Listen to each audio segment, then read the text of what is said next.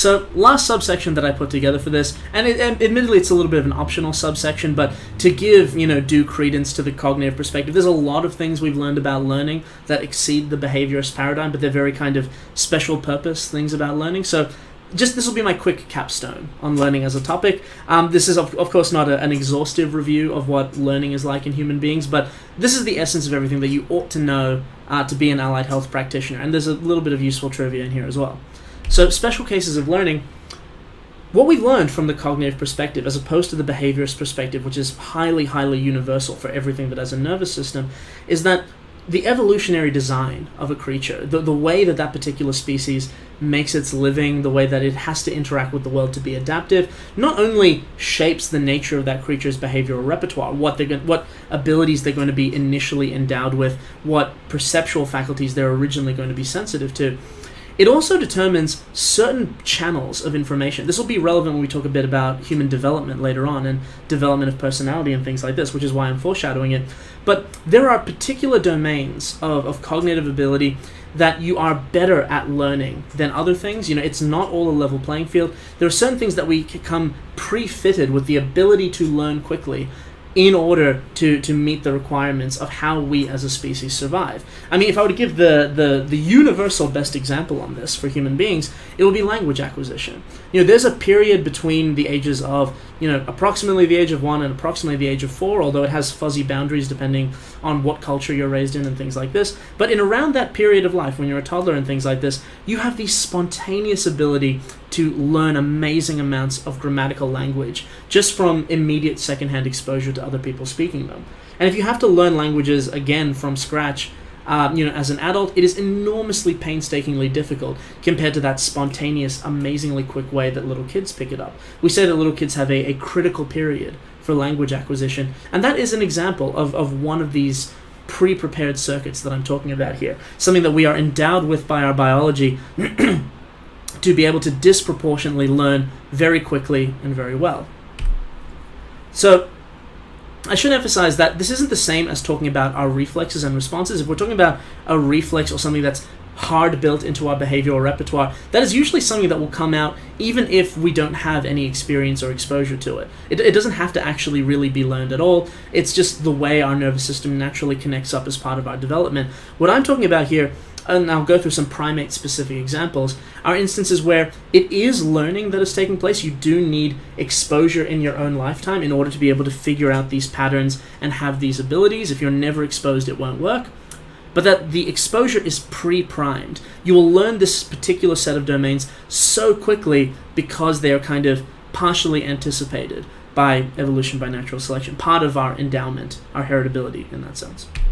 So a really good example, and this is true for all primates, not just like language in human beings, faces. So every mammal, for the most part, every mammal especially that has good spatial awareness, not the kind of slightly dopier ones, have a built-in perceptual intuition that any pair of eye-like dots that are facing, a common overlap, so either like this or like this, that is the eye line of a creature. If you are in front of where those dots are pointing, this is a creature that can see you and it will act intentionally in that direction. Universal intuition amongst all mammals in that sense. But if you're a primate, as all human beings are, you have this enormously expanded version of this learning domain. You don't just quickly learn that eyes represent the phenomenally relevant components of a creature's world, the part of the world that it can see, but you learn to read the general contours of a creature's face, especially creatures that have similar faces to your own, other primates, things like this, to pick up a whole bunch of complicated information just at a glance. I mean, if you have typical human cognition, you don't have prosopagnosia or various kinds of social impairments and things like this. There's a couple of ways it can break down.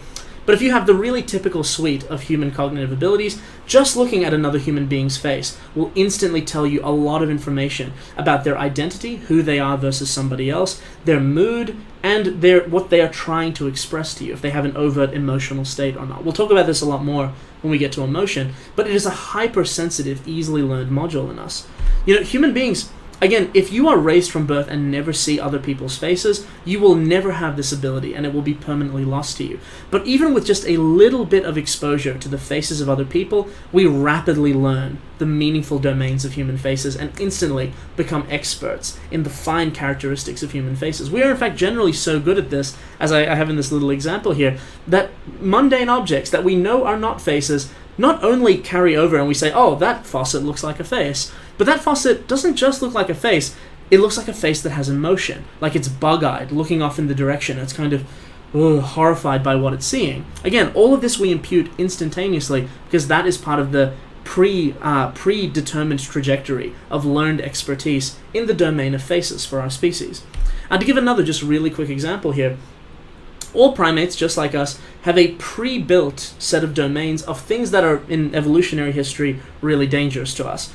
Spiders are one of them, although they're a smaller domain than the other big one, which is snakes. It's no accident that the biggest domains of phobias that any person you're ever going to work with may have relate to things like spiders and snakes. Because, and this is true for monkeys and chimps and things like this, as well as us.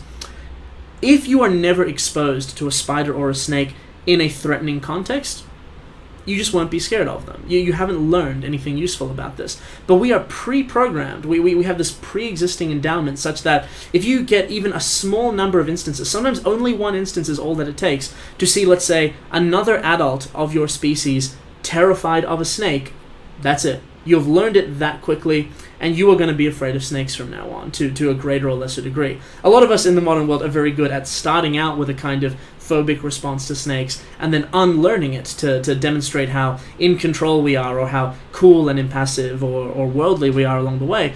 But again, across, statistically speaking, across human populations, fear of snakes and spiders is relatively massive because it is a pre-learned domain for us. That we don't already have the information, but it's super easy for us to learn with a tiny bit of lived experience because it's part of our natural endowment. These things have historically been very dangerous to our species.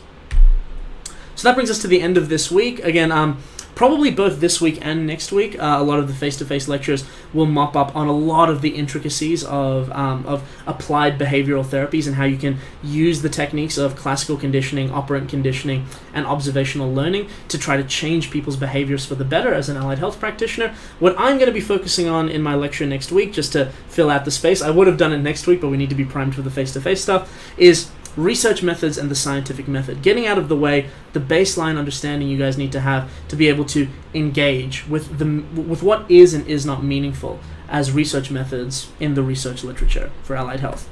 I'll see you all next week. Or rather, you'll see me, because it's a one-way mode of communication. You'll see me then.